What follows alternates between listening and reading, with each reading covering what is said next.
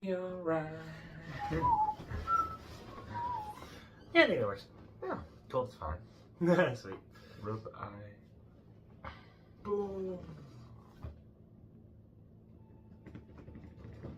Oh.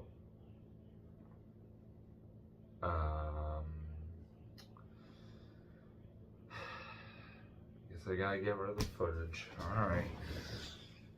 Actually, that's great. Oh. Well. You know what? Who cares? I'm just gonna do the episode and we're just. Oh, okay. No. Well, welcome everybody to another edition of On a Couch Talking Sports. I'm Robbie, and you may be wondering why isn't Kyle here? He was met with a tragic accident, a total accident. And, well, it's sad and all, we do persevere because I feel like that's what he would have wanted. And, just ignore that random noise you may be hearing. And, sometimes the acoustics in here get a little bit weird. And, just ignore the fact that if you see random, elbows or something like that. It's all mirage, and we're having an earthquake apparently.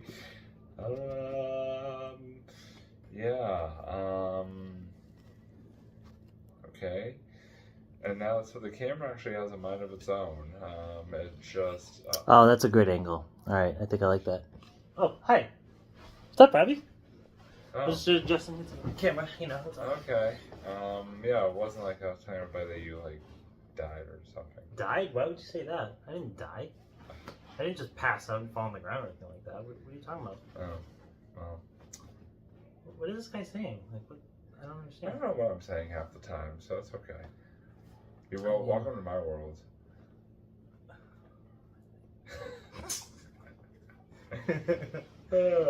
Why'd you say that? How could you say that? Alright. Cool. Let's get down to business.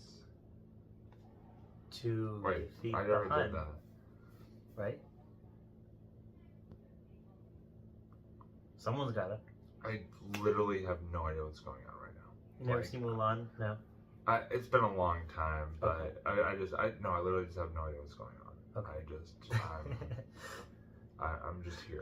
Well, I'm just here so I don't get fined. Good old Marshawn Lynch. Alright, anyway. Anyway, alright. Alright. Miyagi. Oh, why did I say that? This is Miyagi. Isn't that what I used to do before the episodes? I would do the rubbing of hands. Yes. Yeah. I think that was I don't do that as much anymore, but yeah. Alright. Are you ready? Phone is being blue. What is going on? Oh, it's blue. I'm gonna do this actually, guys. I'm sorry. I'm sorry. I'm just gonna don't mind me. I gotta adjust a few things. I gotta make Definitely sure. mine. There we go. I gotta turn this off. Okay. Wonderful. This is great. Okay. Alright. Cool. Ready? And in 5, 4, 3. Hey, what's up, everybody? Welcome to another edition of On a Couch Talking Sports. As always, I am Robbie. This is Kyle. How you doing, buddy? Doing alright? How are you? Good. It is brutally hot outside. Yes, it is. It is it's not even just hot. It is brutally hot. You're gonna melt when you go out. Literally. I literally walked outside and my entire leg just mushed to the ground. Yeah, yeah. It was that hot outside. Yeah. I just ignored this. This is actually a fake leg now because my whole right leg just melted off in the heat. Yeah, that's fair. Yeah, it's literally been happening. The official start of summer is still 3 days away at this point, but it is hitting us with a vengeance right now. Yeah. We've been having it for about a month now, so. Yeah, seriously. But anyway, we are back with another episode. We're very excited to be here. And you may notice that we are actually back on a very familiar couch that we have not been on for a long while. Oh, yeah. Our old buddy here. But we are very excited to be here tonight for tonight's episode. And we got a lot to talk about, Kyle. Yeah, this is going to be a really fun episode because jam-packed. A couple of things have happened in the past couple weeks that are definitely worth mentioning. So let's get right into it. Cool. But actually, before we get right into it, I want to send a special shout out to our two sponsors, Zion Organizing and Wes Woodson. Both great people, great sponsors, and yeah, just very excited as always to have their support, and just wanted to throw that in there before we got started. So, and their links as always will be in the description. Anyway, so the first thing we want to touch on tonight is a couple weeks ago, Kyle and I had this amazing opportunity to attend a really fun sporting event at the legendary Fenway Park, which was not a Red Sox game, but it was a baseball game. It was the now world famous Savannah Bananas. That's right, the Savannah Bananas, who, the best I can describe the Savannah Bananas is it's kind of like the Harlem Globetrotters for baseball. It's like, that's the best way I can think to describe them, because it's like baseball mixed with just family fun and entertainment for all. And they were playing a couple weekends ago at Fenway Park. They literally sold out Fenway Park. Yeah, that was a which surprise. was wild. And it was not even like, they say it was sold out, but there's like, empty seats. Like literally, we could not find a seat to be, like there was not a seat to be had in Fenway Park for the Savannah Bananas, which was just absolutely wild. It was just a tremendous night of, like I said, baseball, fun, just great stuff. And it was, one of those events that if you ever get the opportunity to go see them play, folks, I'd highly recommend it. It is really well worth the take to go see them play. And that was a great time. And so, Kyle, I want to just sort of throw it over to you to give us your thoughts and your take, on the Bananas. I mean, I had a great time. Even if you're not like the biggest baseball fan, I think there's something there's something you'll find that you really like there. It's a very fun show because they just kind of like, it's very kind of like a goofy version of baseball, and like, but it's still like, I mean, you are still, there's definitely some like baseball aspects to it, but they don't follow the game like completely, which I thought was... It's like a legit 9-inning game, but yet they like do trick plays, and like, they literally do like tricks within like just, instead of like fielding, excuse me, instead of like fielding a normal ground ball, like they'll do like a trick throw or whatever the case may be. Like instead of catching a pop fly, like normally they'll do like a flip catch or something like that. Yeah, that sounds bad. And they also, I think one of the coolest things for me about it was that they do like a 2-hour like timed game. So it's not like one of these like MLB games that, no offense, sometimes can kind of drag and drag and drag. Like this game is like very prompt, 2 hours, boom, done. And like, because honestly, like, we were out there by like 9:15, which was pretty good for a Saturday night baseball game. And and one thing I thought was very interesting, because how in baseball you hear songs kind of play throughout the game. These guys like double down on the songs. Like it was just kind of like this medley of like just all these different like dance, classic rock, and pop songs that just... Definitely a wide playlist. Yeah, it was very eclectic. It was very good. It was very... it was just kind of fun. Like, and then they just kind of let the songs playing even while they were batting, which I thought was kind of interesting. Because in baseball, the second the game, or pretty much any sports, the second the game starts, they don't really use the music. They usually use the music as kind of filler, in between batters or like in between innings, stuff like that. Yeah, but no, for the Bananas, like they're playing it like during at bats and stuff like that, and also they take walk up songs to a whole nother level. Like you've got the players like really coming out of the stands, like dancing around to their walk-up songs. You've got literally the players dancing like just before the pitch is thrown. Like they'll do like dance routines and then throw a pitch. Like Oh, that was great. Like the baseball will just like they'll all just like go like right in front of the pitcher's mound and just like pose for the camera. Like that cracked me up every time. That was great. No, it was really a unique but really fun experience. Yeah, And totally. and also one of the things that I really enjoyed also was how they like brought back former Red Sox to like be part of the game, like as part of the team. Oh, yeah, They yeah, had right.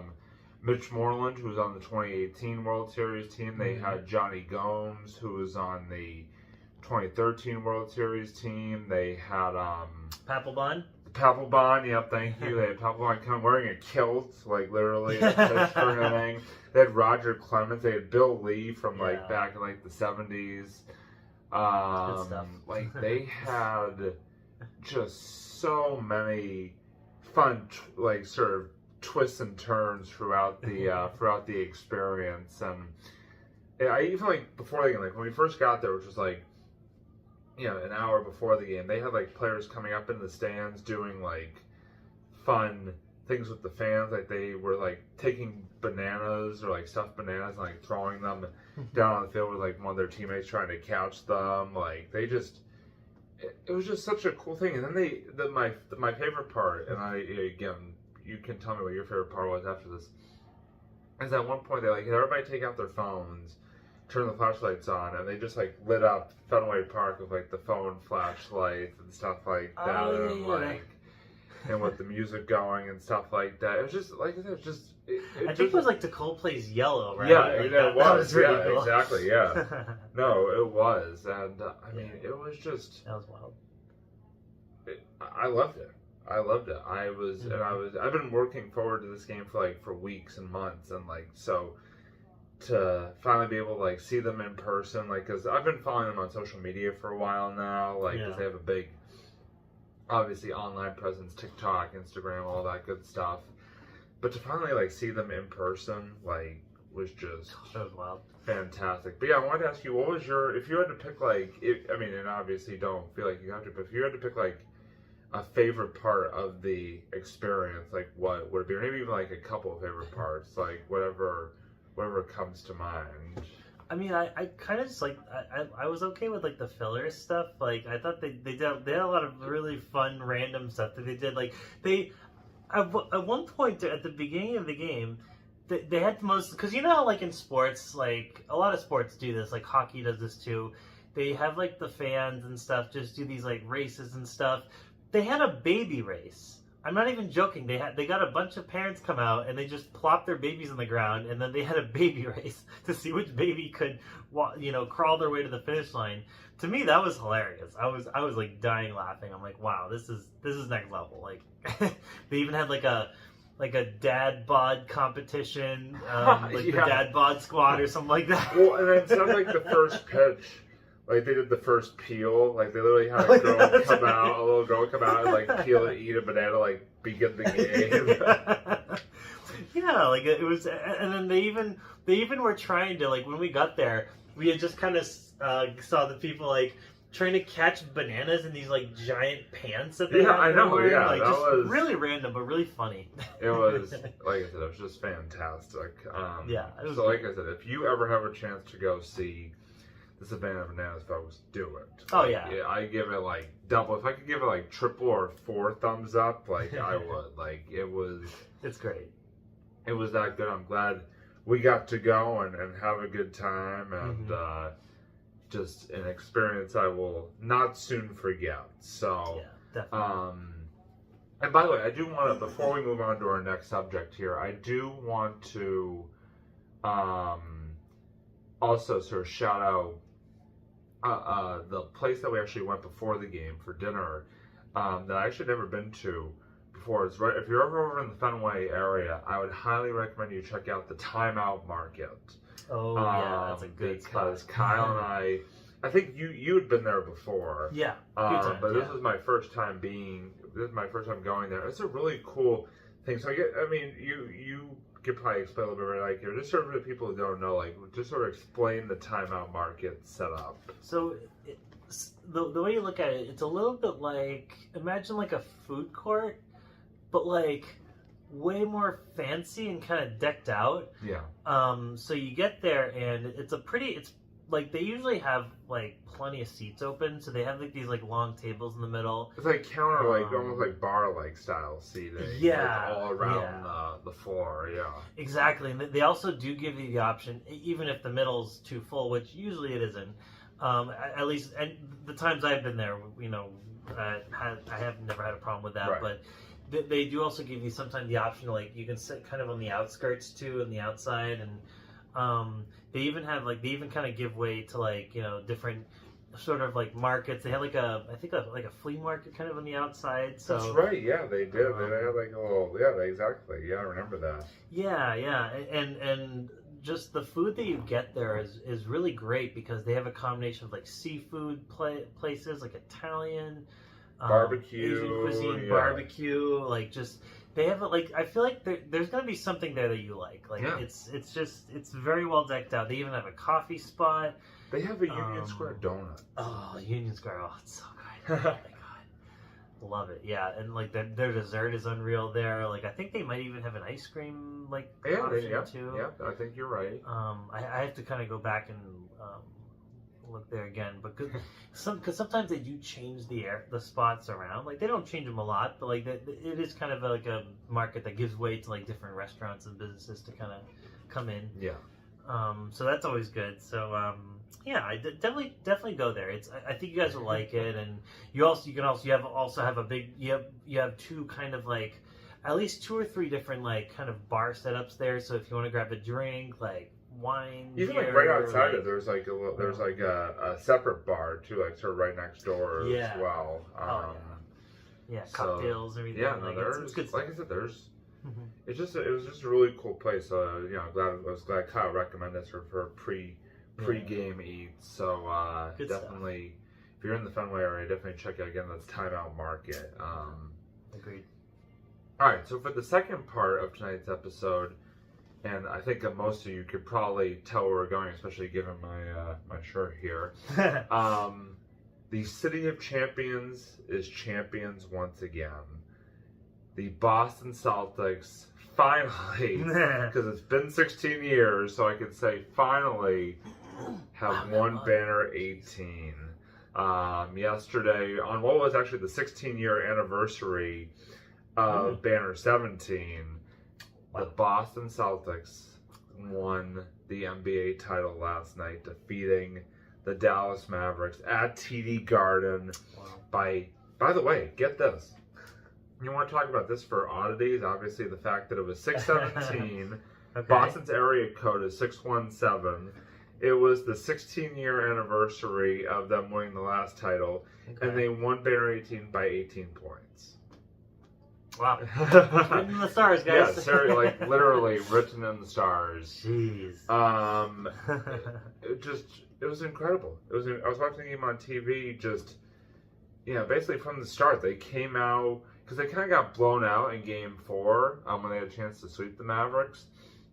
But they came out last night just from the start. They were just like all over them. They were playing great defensively. Like they were making their shots and like just it was fantastic. And I feel like when you really knew that they had it was at the very end of the first half. Peyton Pritchard hit a half-court buzzer beater to end the first half. They gave him at that time a 21-point lead heading into halftime. And like I said, it was so awesome because like you've just been,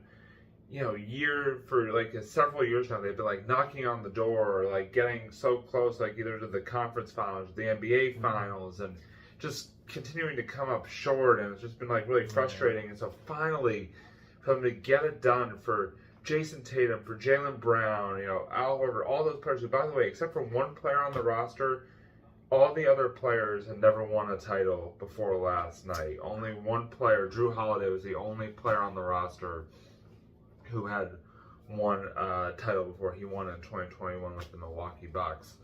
But it was just, you could see the emotion at the end of the game. Like, finally, they got it done. Like, finally, they silenced all the haters and the critics and all of that, like saying they couldn't win together, and all of that, and it was awesome, and I'm just so happy for the team and for the players, and just as a Boston sports fan to finally be able to like be a champion again, it feels pretty dang good. And I just especially in the post-COVID era, Yeah, seriously. No, it literally, the last time I was saying to Kyle as we were, off air, the last time that a Boston team before last night had won a title was all the way back in February of 2019. Mm-hmm. So over 5 years since, and I mean, people say like, oh, 5 years, that's nothing compared to other cities where they haven't won like decades and stuff like that. But like, still, it's like, I hate to say it, but maybe this is kind of the, the fact that we were so spoiled for so long. But I guess we kind of got used to, winning championships here, and we like, just to go 5 years without winning one was, it's kind of tough. I mean, a couple of our teams have kind of struggled over that time, so it's been kind of tough to watch. But last night, the Celtics left no doubt, and like I said, took home the title. And so, Kyle, I just wanted to, as long as you're here, and obviously with it being fresh, having happened last night, I just want to get your reaction to the Celtics taking home the title. I mean, I just thought it was time. You're right. It was due time. I unfortunately did not watch the game. I was a little tired as the game was going on and playing Paper Mario, so that had my attention, unfortunately. But no, it was. I was very happy to hear that they had won, and it was their time to shine. It really was, especially after 16 years. I mean, come on. So that's good. I'm really happy that this team was able to pull it off. So. Yeah, I agree with you. I agree with you completely. I'm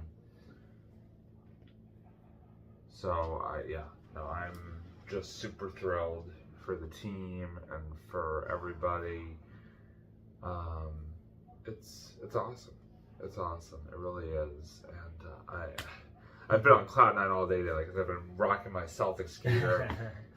Yeah. Oh, and it was cool. So. Yeah, it was cool. So last thing I'll say is, see, I would have worn my Celtics gear as well. But it's kind of greenish, so I mean, true. So. But the problem is, my Celtics gear is a sweatshirt, so yeah, definitely not wearing a sweatshirt today.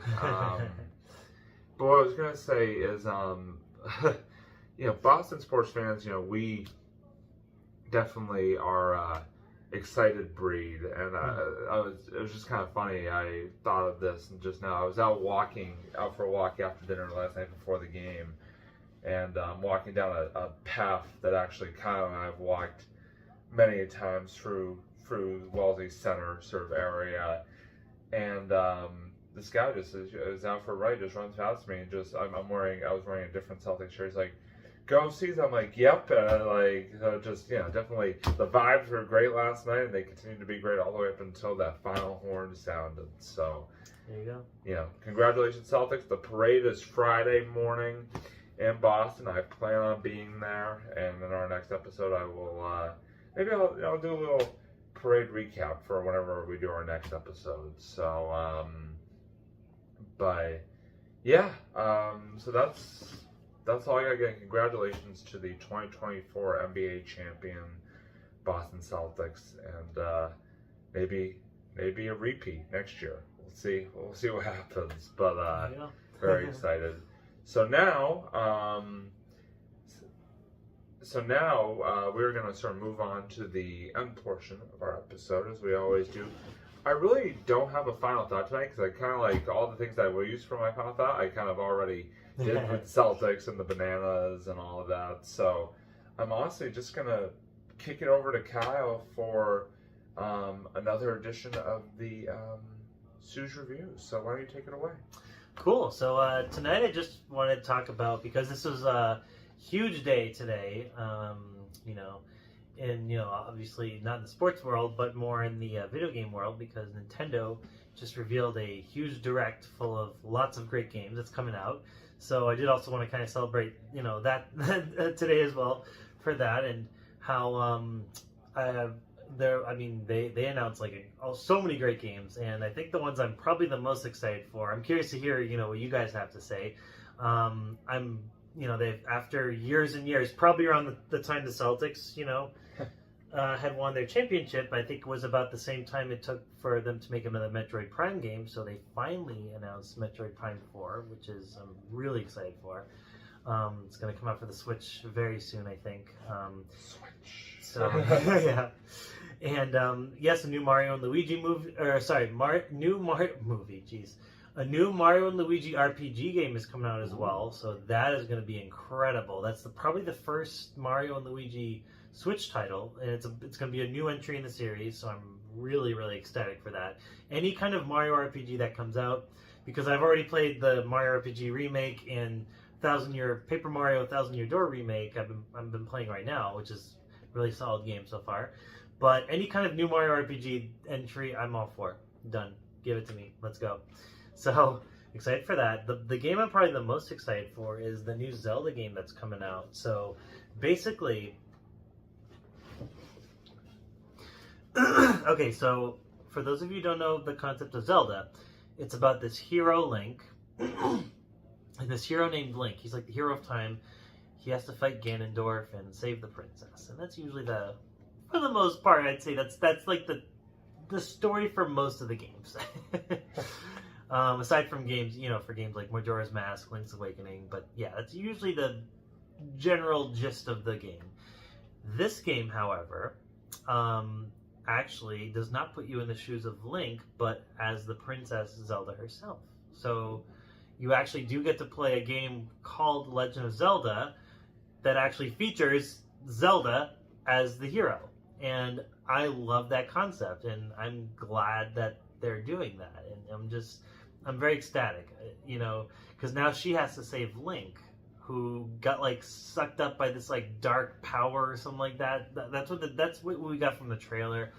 I don't really know 100% what's going on, but basically the game is kind of like a top-down Zelda game in the style of the Link's Awakening remake for Switch. So they basically used those graphics, but they made them do this whole new experience, and I cannot wait. I love the top-down sort of classic Zelda vibe, where it's not quite as open world as the last two, Breath of the Wild and Tears of the Kingdom, but it still lends itself to a lot of really great gameplay, a lot of great dungeons as well.